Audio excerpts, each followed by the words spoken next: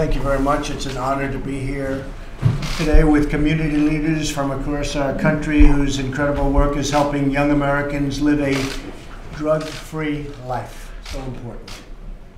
And I want to congratulate the people in the room. Done an incredible job. Nothing's easy, right? Nothing's easy, but you've done an incredible job. Today, my administration is providing a record $91 million to support the Drug-Free Communities Initiative. Grants will be awarded to more than 730 community groups in all 50 states. That's a lot of groups. That's a lot of people, impacting more communities than ever before. We've never done anything to this extent. We've never done anything this large or where we reached out to so many people, great people. The Drug-Free Communities program is a proven success, cutting alcohol and prescription drug abuse by an average of nearly 20% among high school students and participating communities. That's a 20% reduction, which is pretty much at the top of the pack. Incredible what they've been able to do. You should all be extremely proud of your life. Really, this is going to be a life's work, and a very important life's work. So great going. I also want to thank Deputy Director of the Office of National Drug Control Policy, somebody who really takes it to heart and very strongly. We speak, and he is in love with what he does because of the results that he's getting, and that's Jim Carroll. Jim, thank you very much. Thank you, Mr. President. Countless Americans are affected by the dangers of substance abuse.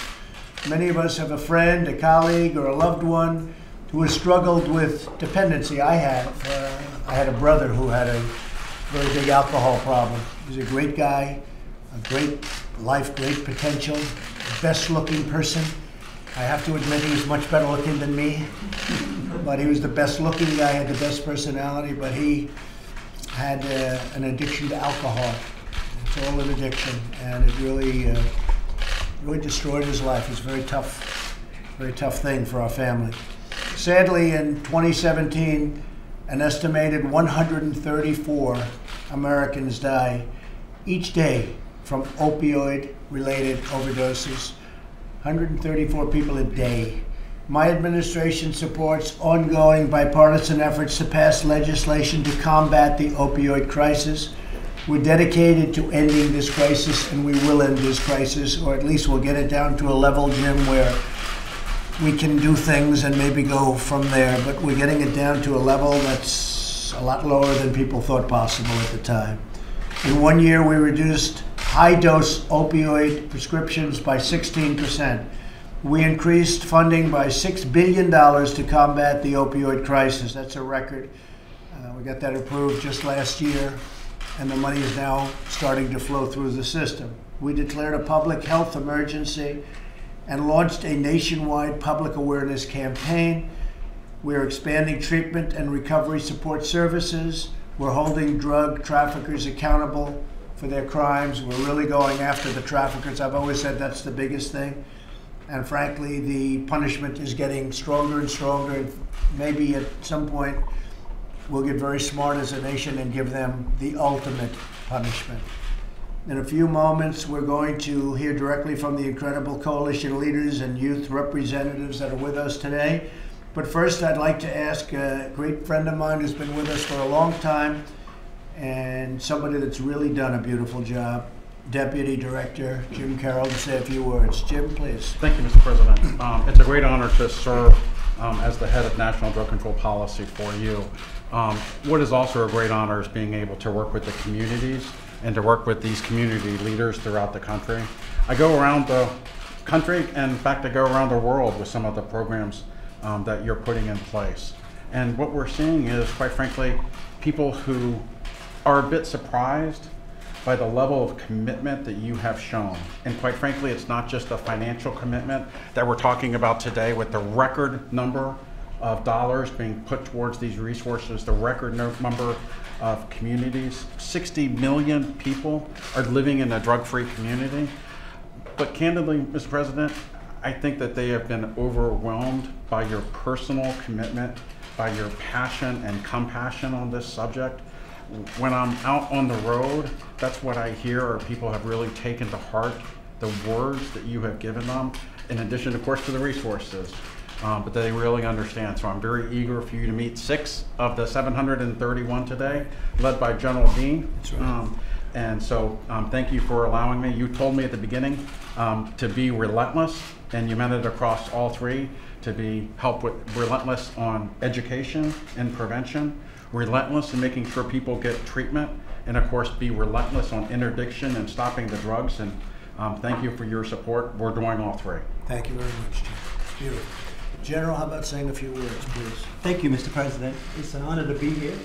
Thank you for your commitment and for honoring us by announcing these grants today.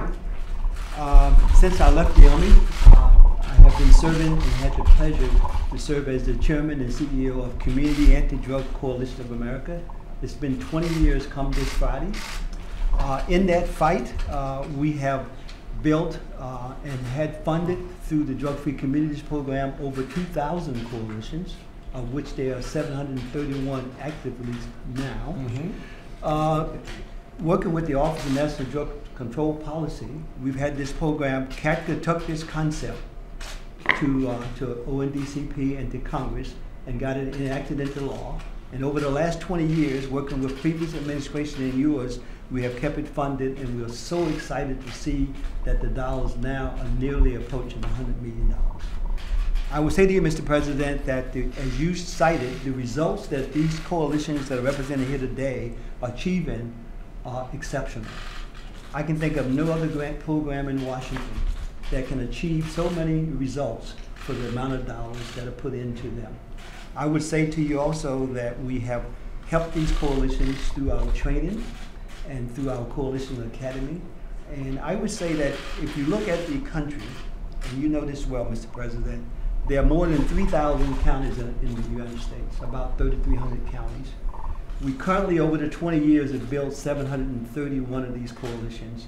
And CATCA goal would be to have one of these multi-sector coalitions in every county in America. And I would like to work with you and your administration so that we can continue to have every county in America having one of these coalitions that are going to help them build down their substance abuse rates. And we know that's possible, and we thank you for your leadership. Thank you, General. That's very nice. And we will be working together. Thank you so for a long much. time. Thank you. Thank Look you. forward to it. Thank you. Now, I want to introduce a young lady who's sitting to your right. She first met us when she was a freshman in high school. She came to our National Youth Leadership Academy, because we train over 2,000 young people every year to take this fight back to their community. Because we were impressed with her, we asked her to become one of our trainers. She did that. She just graduated high school. She's headed off to Loyola College. She traveled with me internationally as well, and she's a great example of what young people are doing in their communities to fight this issue. And I wanted her to give you a short summary of what she's doing. Go ahead. Thank you, Mr. President. So my name is Ananya Patia. I'm from Chicago, Illinois. And I've been working with our coalition for approximately 4 years now, and they've been DFC funded for a majority of those years. And with them, we've been able to see a statistical decrease in the use of alcohol, marijuana, and tobacco.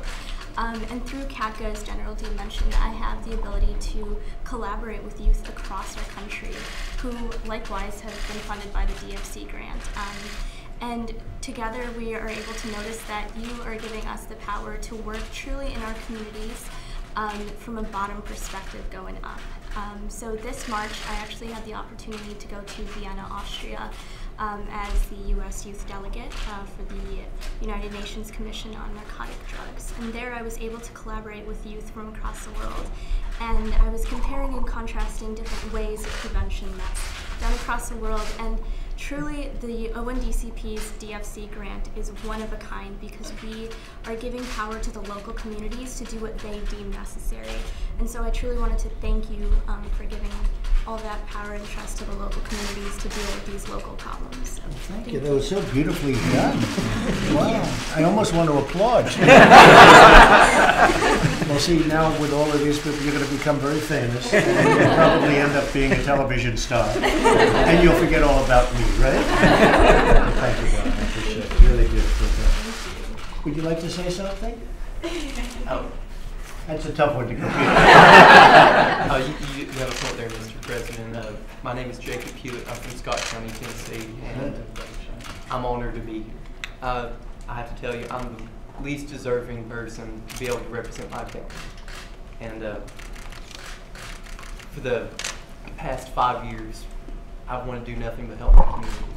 And without organizations like STAND and CADCA, and without people like Mr. Carroll and General Dean, it wouldn't have been possible.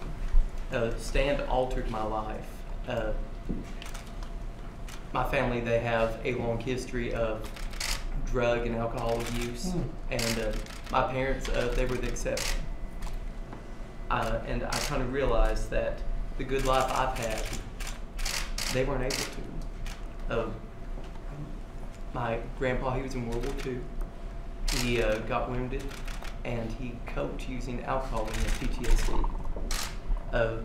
It was nothing for him to wake up in the middle of the night and think he was in the war zone and trying to escape from the house, and he'd beat anyone to make it. On my dad's side, he wasn't encouraged to go to school. He has an 8th grade education. And the life that my parents made for themselves, my dad is a maintenance man with the local school system, and I'm proud of him. Good. And my mother is a teacher with 3 degrees. And my entire life, my dad has pushed me and encouraged me to get an education, and my mom has taught me how to use it. And I have to tell you, if a coalition like STAND had existed when they were children, their lives would have been way different. And I will not stop advocating for my county until every child has had the same opportunities that I've been blessed with. I want to thank you for your time. Well, I have to tell you, I think he maybe did just as well. And he had no idea this was coming. You had a little idea. He had no idea. That was a great job. Thank you very much. And say hello to everybody. Right? Tell them we're proud of you. It's a beautiful job. How about you? Hi, I'm Savannah Cooney. I'm from Raymond, New Hampshire. That's in southeastern New Hampshire. I'm with the Raymond Coalition for Youth, and my biggest, if I could give you one thing, my experience being in a coalition and the work I've done, is that youth voice is vital if we're going to try to work on prevention. Youth are just naturally going to listen to other youth more than they're going to adults, because they can connect to their peers. So by empowering and educating those youth that are involved with the coalition, also getting more people involved with the coalition through community events and such, those things are so important, because then we're able to give to our peers who may not have been involved with the coalition, and we can break social norms, and we can tell them, you know, drinking and marijuana use is not just a rite of passage that we have to go through. There's so many other options.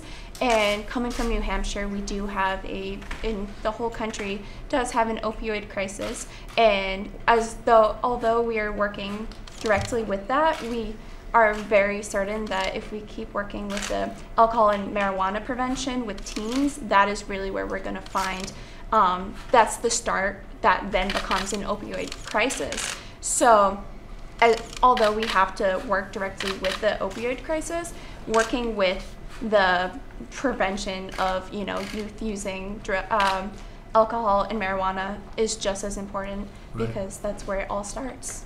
And thank you for your time. It's really nice. So it really is having an impact. That's great. Great job. Thank you. Thank you very much. Please. Hello, I'm Sarah Corbus. I'm with the Jackson County Anti-Drug Coalition in West Virginia.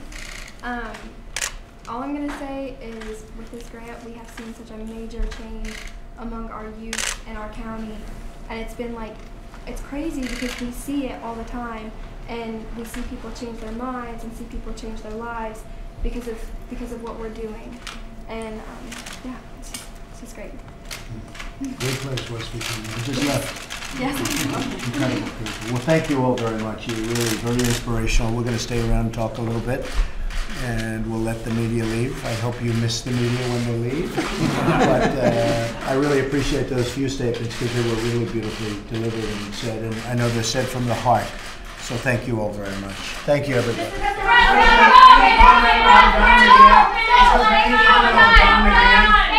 man. Very good man. Don? Yes, Don. Yeah, Don McGann's a really good guy. Been with me for time. Privately before this, he represented me. He's been here now maybe almost 2 years, and a lot of affection for Don. And he'll be moving on, probably the private sector, maybe the private sector, and he'll do very well. But he's done an excellent job. Any concern about what he said to the Mueller team? No, not at all. Not at all. Thanks, President. Thanks, Rod. How's it going? I knew he was going also, as you know. I had to approve it, so And we you're didn't aware of what he claim said? executive. You're aware of No, what I he don't said? have to be aware. We do everything straight. We do everything by the book, and Don is an excellent guy. Yes, go ahead. Trade talks with Canada, Mr. President. How are they going? I think they're going really well. Canada's here right now. They were here till late in the evening. They came to see us. They wanted to meet us. They want to be a part of it. The deal we made is a fantastic deal. It's gotten great reviews with Mexico, trade deal. Right now we call it the U.S.-Mexico trade agreement, and we'll see whether or not Canada gets into it. Otherwise, we'll do something separately, or we won't do anything, which is okay Are you too. optimistic? I think so. I think Canada very much wants to make the deal, and I think it's going to be obviously very good for Canada if they do, and I think it's probably not going to be good at all if they don't. We have a very good relationship. They came yesterday to the White House, and we negotiated late into the evening. They're in the White House right now. We're negotiating with them right now, and they want to be a part of the deal. And we gave till Friday, and I think we're probably on track. We'll see what happens, but in any event, things are working out very well. A lot of trade deals are working out well. The European Union, which really has major barriers to trade. You don't know what barriers are, but it's not good, not fair for our farmers and others. Those barriers will be coming down. And as you know, we're in the midst of a very big trade dispute, to put it nicely, with China. And I think we're doing very well. You know, our economy has picked up in terms of worth. There's a lot of money for everyone sitting around this table, but we picked up about $10 trillion, General, since my election. And we're doing record business, record stock market, record everything, and also record unemployment, which, you know, from the standpoint of a lot of people, we're talking about prison reform and other things, but when people come out of prison now, they can actually get jobs, and they're really liked by a lot of the employers. We've had tremendous success. We've never had that before. Part of the reason is the job market is so good. So all of a sudden, employers are hiring people that maybe they would not have given a chance to, and now they're hiring people, and it's worked out incredibly well. You're one of the great advocates. I know, it's never been like this. So and I have to tell you, I know employers that have hired people and given people a second, and in a couple of cases a third chance, in all fairness, and they are so happy. Not in all cases, but nothing is in all cases. They are so happy with so many of the people. They said, we'll never lose them. They'll be with us for a whole lifetime. So it's a beautiful thing to see what's happening. And again, with Canada, I think we're doing very well. Puerto Rico said about Andrew Gillum down in Florida with Ron DeSantis. No, I didn't hear You it. endorsed, he said that it's not time to monkey around with the economy down in Florida. No, I didn't hear it, honestly. He made a racist comment. Yeah, I didn't hear that, Jim. I mean, I've been actually working on the deal with Canada, so I have not heard it. I tell you what, I know Ron DeSantis. Ron DeSantis is extraordinary. Harvard, Yale, brilliant. Ran an incredible campaign. Really beat a lot of people that he wasn't supposed to beat because he came into the race, and a lot of people didn't know him. He's an extreme talent, and he will make a fantastic governor of Florida. So I think Ron is, he's extraordinary in so many different ways. I haven't heard that at all, no. Mr. President, Puerto Rico, do you still believe that the federal government's response to the hurricanes last year? Yeah, I think Puerto Rico, I think we did a fantastic job in Puerto Rico. We're still helping Puerto Rico. The governor is an excellent guy, and he is very happy with the job we've done. We have put billions and billions of dollars into Puerto Rico, and it was a very tough one. Don't forget, their electric plant was dead before the hurricane. If you look back on your records, you'll see that that plant was dead, it was shut, it was bankrupt, it was out of business. They owed tremendous amounts of money. They had it closed up, and then when the hurricane came, people said, what are we going to do about electricity? That wasn't really the hurricane, that was gone before the hurricane, but we've put a lot of money and a lot of effort into Puerto Rico. And I think most of the people in Puerto Rico really appreciate what we've done. You know, Texas healed quickly, and the people were incredible. Florida healed quickly, and everybody worked very hard. Puerto Rico was actually more difficult because of the fact it's an island. It's much harder to get things onto the island. With Texas, you're land-based. With Florida, you're land-based. Puerto Rico is a very difficult situation. I only hope they don't get hit again, because they were hit by 2 right in a row, and really the likes of which we have never seen before. But the people of Puerto Rico are great people. They work very hard. But Puerto Rico, I would say, was by far the most difficult of the group. And, you know, right now, FEMA and all of the people that work so hard there, they were very brave, and they have done some job. But Puerto Rico had a lot of difficulties before it got hit, and we're straightening out those difficulties even now. Hey, thank you very much, everybody.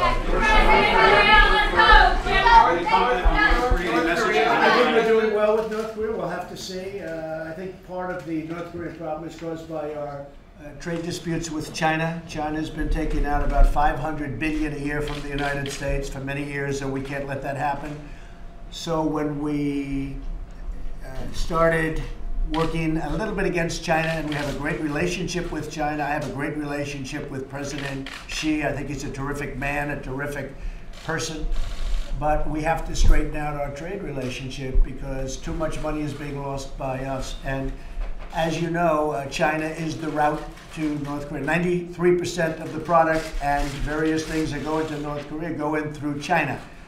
So I think that now that we're in somewhat, I don't like to call it a trade war, and I think, you know, our country is doing very well, but China's having a very, very tough time. And I think that China makes it much more difficult in terms of our relationship with North Korea. Now, I knew that, but I couldn't wait any longer when I got in. I've been talking about China for a long time. When I came into office, I purposely didn't do much with respect to the trade on China because I wanted to see if we could work out North Korea. But when you're losing $400 to $500 billion a year, and it's going to China and coming away from our country and our taxpayers, I can't let that go on. So we are being very strong on China. I think it's all going to work out. Our country has gone up, and they are, you know, they're having a hard time. It doesn't So sound I like think North Korea is holding up their end of the deal. well, Yeah, we're going to have to Singapore. see. But I think China probably has a great influence over North Korea.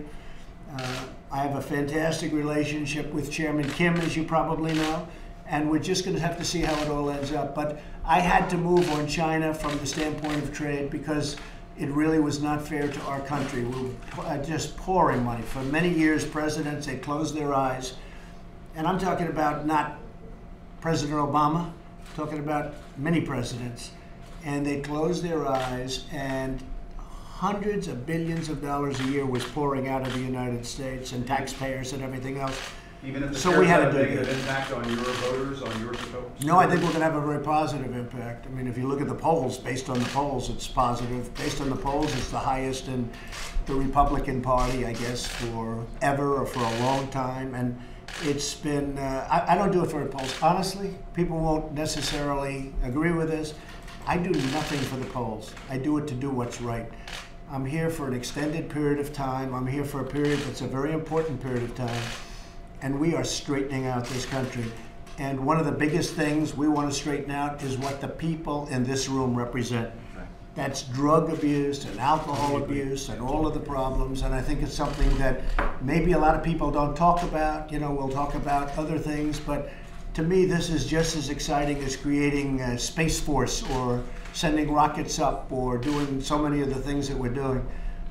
So I really don't, and I can tell you this, Jim, I don't do anything for polls. I do it, I enjoy looking at polls, it's interesting to see, but ultimately I always make a decision based on what's right and what's wrong. What did you mean about violence around the midterms? You said something about violence. Well, I just hope That's there what won't you be meant. violence. I can tell you that, Why would there be? I can tell you that because that's the way, I guess, if you look at what happens, there's a lot of unnecessary violence all over the world, but also in this country.